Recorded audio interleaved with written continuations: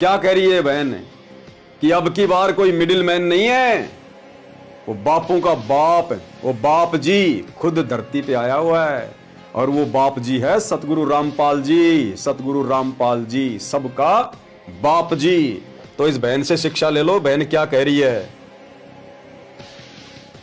तो ये एक डर है, क्योंकि कहीं ना कहीं वो जो ऊर्जा है, वो जिसको हम बता रहे हैं कि भाई वो धरती पर आ चुका है, इस बार खुद मतलब वो जो बाप जी है ना, वो खुद आए हैं। इस बार कोई मिडिल मैन नहीं है।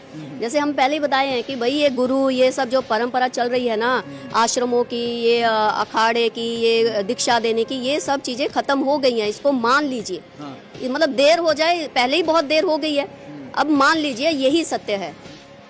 ध्यान से सुनना। तो भाई ये भी इल्यूजन है कि इसी घाट पे नहाओगे तो ये होगा, उस जल में नहाओगे तो ये होगा, इसमें नहाओगे तो। हमने तो पहले कह दिया था भाई अपने अपने घरों में बैठो, अपने अपने घर में अपने अपने बाथरूम में नहा लो, आप लोगों को वहां भी मोक्ष की प्राप्ति हो जाएगी। क्योंकि इस वक्त देखिए हम बार बार ये बात कह रहे हैं कि देखिए घर से मत निकलिए। ऑरा जो है ना, वो पूरी यूनिवर्स में, पूरे ब्रह्मांड में फैल चुका है। वो ऑरा जो है, वो ब्लेसिंग जिसके पास जाएगी ना, वो इंसान जहां भी है, अपने घर में एक बंद कमरे में बैठा होगा ना, वो आशीर्वाद उसका वहां तक चला जाएगा। उसके लिए क्या कह रही है बहन कि कहीं भी धक्के खाने की जरूरत नहीं है, कहीं भी भटकने की जरूरत नहीं है। वो ओरा यानी वो शक्ति, वो प्रभाव उस बाप जी का, उस परम शक्ति का, सतगुरु रामपाल जी भगवान का इस ब्रह्मांड में चारों तरफ फैल चुका है। और जिसने जैसे कर्म किए होंगे उनको घर बैठे वैसा ही परिणाम मिलेगा। कहीं भटकने की जरूरत नहीं है, धक्के खाने की जरूरत नहीं है। आप और हम संगत वालों के लिए ये विशेष भविष्यवाणी है।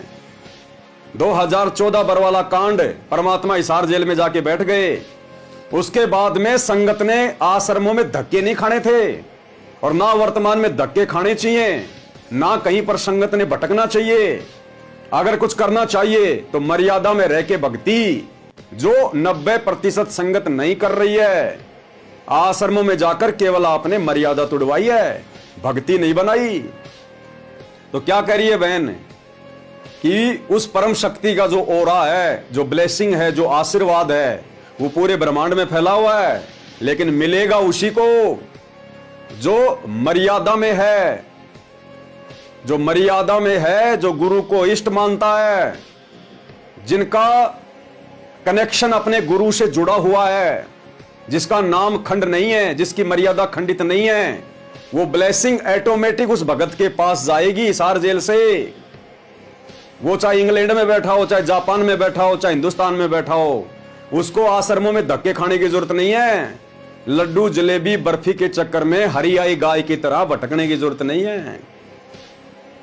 यदि कोई भी भगत अपने घर पर बैठकर, यानी अपने घर पे रहकर, अपने गुरुजी की गैर हाजिरी में जैसे वर्तमान में, और यदि वो मर्यादा में है, भक्ति कर रहा है, अपनी 5 यज्ञ कर रहा है, तो उस भगत के पास गुरुजी का आशीर्वाद वहीं पे पहुंच जाएगा। उस भगत ने आश्रमों में धक्के खाने की जरूरत नहीं है, भटकने की जरूरत नहीं है। ये सांकेतिक भाषा है इसकी।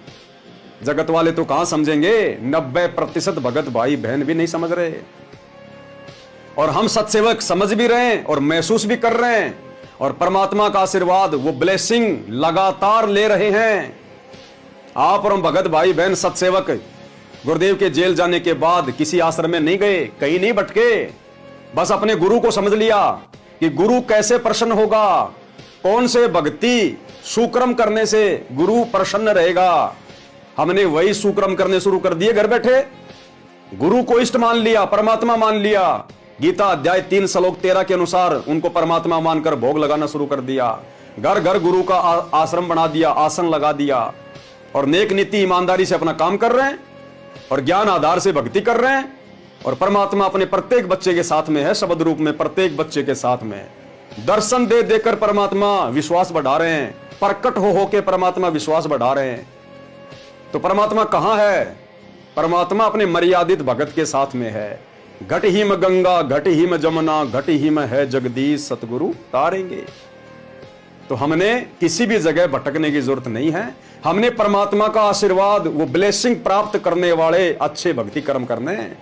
हमने मर्यादा में रहकर परमात्मा को प्रसन्न करना है, ताकि वो ब्लेसिंग हमें मिलती रहे, और उस आशीर्वाद, उस ब्लेसिंग के बदौलत ही हम भक्ति पर टिक पाएंगे।